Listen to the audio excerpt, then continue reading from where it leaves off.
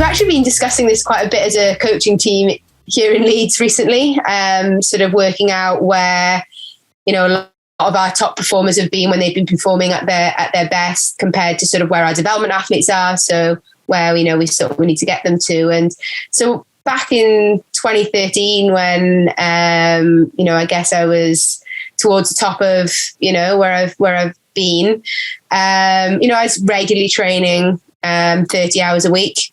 I was running 9 times a week, which right now blows my mind because as I've got older, I haven't been able to maintain that or repeat that. Swimming 5 times a week and cycling 6 times a week, but cycling volume very high. So be cycling 16 to 18 hours a week. So really, really big volumes. And that's kind of traditionally the Leeds way, the Leeds approach was high volume, polarized training.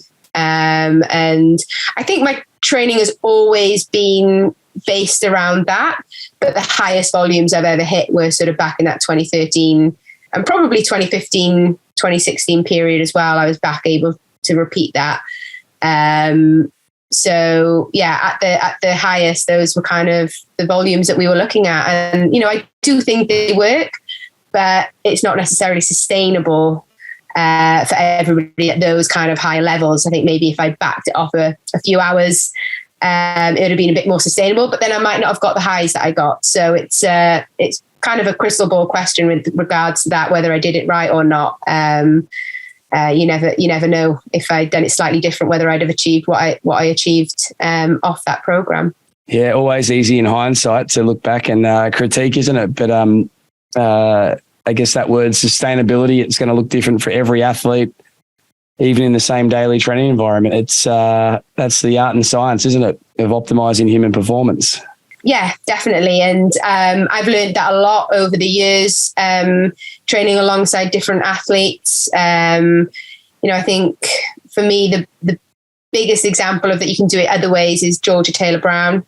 I'm sure she wouldn't mind me saying, but she is probably one of the smartest and most sensible athletes that, I've ever had the privilege to train alongside. And she knows her body better than anybody else. And she doesn't necessarily do the high volumes. She is doing far less than I was doing at my peak now, that she's at her peak.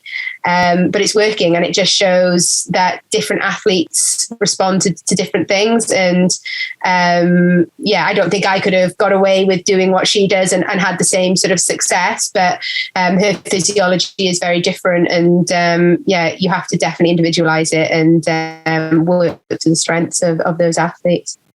And compared to the 30 hours you were doing at the peak of your volume and some of those career highlights, what have the last couple of seasons look like in terms of overall training hours and distribution? I think the biggest difference is my run volume. I probably run now 4 or 5 times a week compared to 9. I would never double run now, which I was obviously doing back then. I run once a week on the levers system, which is sort of like an anti-gravity, similar to an Alter G, but it's a bit more of a transportable system, a lever system for taking body weight away and reducing the load when you're running. I think that's the biggest change, is having to adapt to not being able to run as much volume. But saying that, I don't think my running's been impacted too much. I've still been able to run fairly well off that, but I did have the years of mileage behind me. So whether that's sort of almost banked and I'm still able to call on that, I'm not sure. But I've still maintained a decent volume of cycling and still swam either 5 or 6 times a week, depending on what squad I was in. So I'm probably down to more like on average 24 to 26 hours rather than 30 plus. Hi, I'm Non Stanford, 2013 World Triathlon Champion and 2022 European Champion, and you're listening to the Physical Performance Show.